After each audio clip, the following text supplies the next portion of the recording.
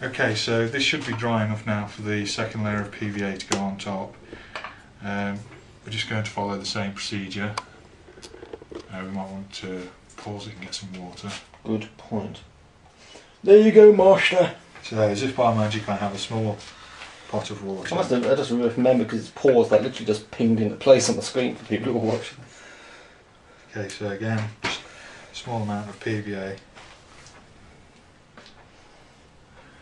And make sure you wipe the top so you don't get that annoying little plug on top. Good tip for cleaning your super glue is to use nail varnish remover. Just put some on a piece of paper, kitchen paper, and just clean the top. I've done that so many times, just glued my hands together. It's always good for a laugh. Don't do that at home. Okay, so add water.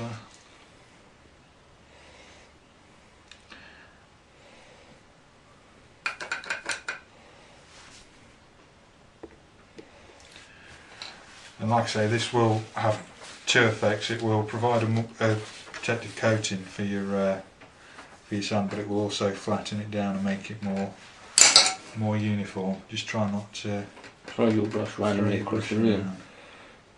So a gentle patting motion on top. Just need a bit more water. Because it's quite a porous material, it will suck everything in.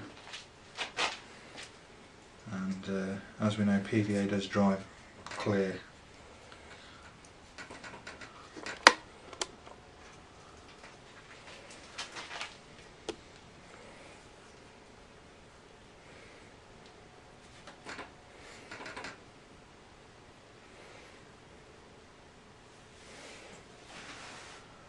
And this is just for army purposes.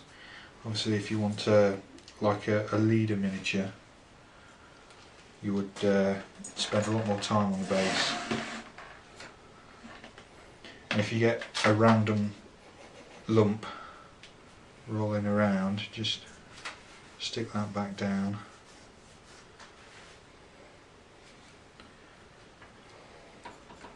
And as you can see, I've got a couple of grains of sand in the PVA. We'll have them back. And just pop it down. So this is kind of like a sealant, really, isn't it? Yeah, it's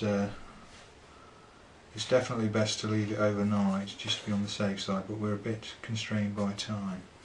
So are you going to seal this at all, perhaps, or? Well, I would use the Purity Seal, the Games Workshop varnish, which is a satin matte varnish, but American guys can use dual coat, which is has a component in it called toluene. It's Toluene? Yeah, it's plastic basically. Yeah. That's just been outlawed in aerosol form in the EU, so we can't get any over here. So that's another reason to dislike our American friends who get everything. But I was advised by a very helpful person in the local model shop that if you spray your Purity Seal from a distance, a greater distance, and use a thinner coat, then it won't shine so much, so you get that more matte finish. If you are using the dual coat, it will flatten everything. You will have a flat metallic colour, you won't have the shine, so you might want to go over that with a couple of painted layers of hard coat, which is the Games Workshop gloss varnish that you get in little pots.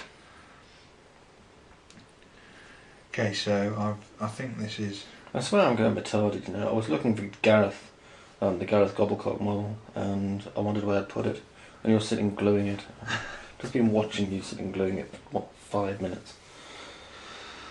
Okay, so that's that second layer done. We'll leave that to dry and then go over it with, I think, spear staff. I said spear staff brown. You did? I'm not sure. And but I don't. Do we actually need to record us doing that? Or? No, it's just all you would do is paint. Once this is completely dry, paint the spear staff brown over it, and then dry brush it with bleached bone and you've seen dry brushing, so,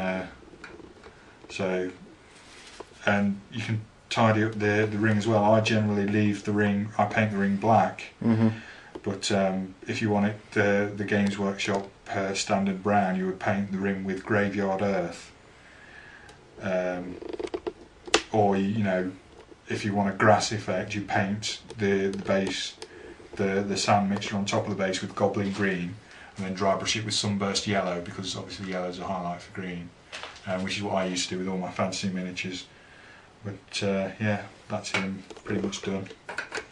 And I think let's end with a nice picture of